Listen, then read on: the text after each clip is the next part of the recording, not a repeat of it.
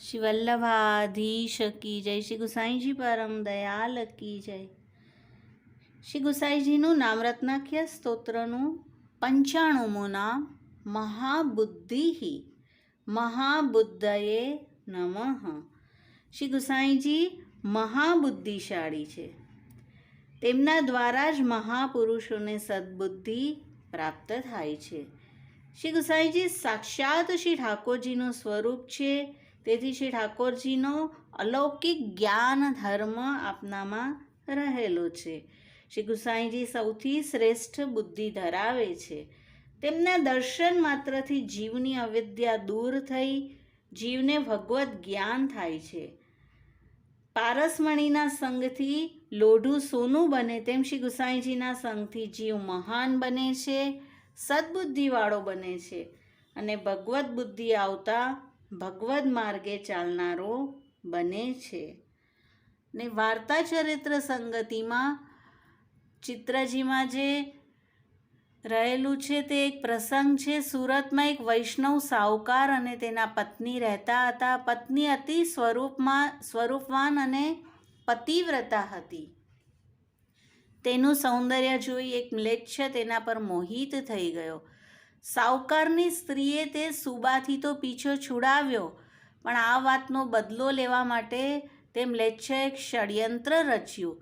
સાહુકારની પત્નીની નાનામાં નાની વાતની જાણકારી તેણે દાસી પાસેથી પ્રાપ્ત કરી. દાસીને દ્રવ્ય આપતો અને અકબર બાદશાહ પાસે જઈ આ સ્ત્રી પર આરોપ લગાવ્યો અને કહ્યું કે આ સ્ત્રી પહેલાં મારી પાસે આવતી હતી પણ હવે આવવાની મના કરી રહી છે.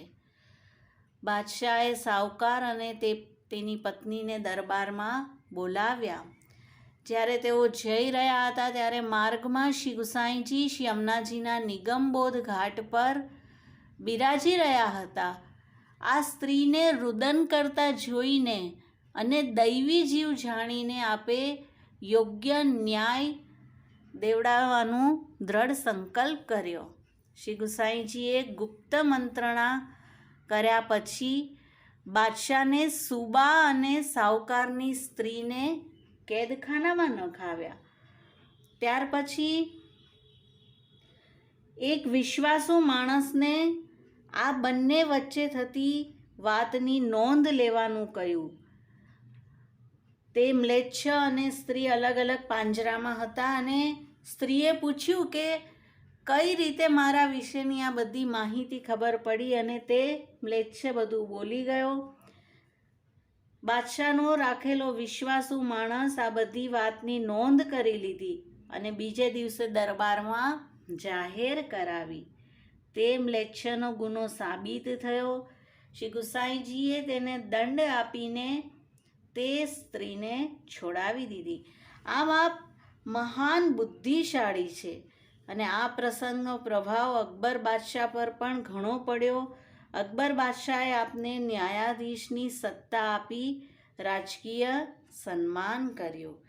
તો આવું છે આપણા શ્રી ગુસાઈજીનું સ્વરૂપ કે જ્યારે જીવ કોઈ એવી પણ જગ્યાએ ફસાઈ જાય કે હવે ગમે તેટલા પ્રયત્ન પછી બહાર ન નીકળી શકે, પણ જો શ્રી ગુસાઈજીના આશ્રિત થઈને તે રહે તો શ્રી ગુસાઈજી મહાબુદ્ધિ છે અને પોતાના સેવકને ગમે તે રીતે તેમાંથી બહાર કાઢે છે.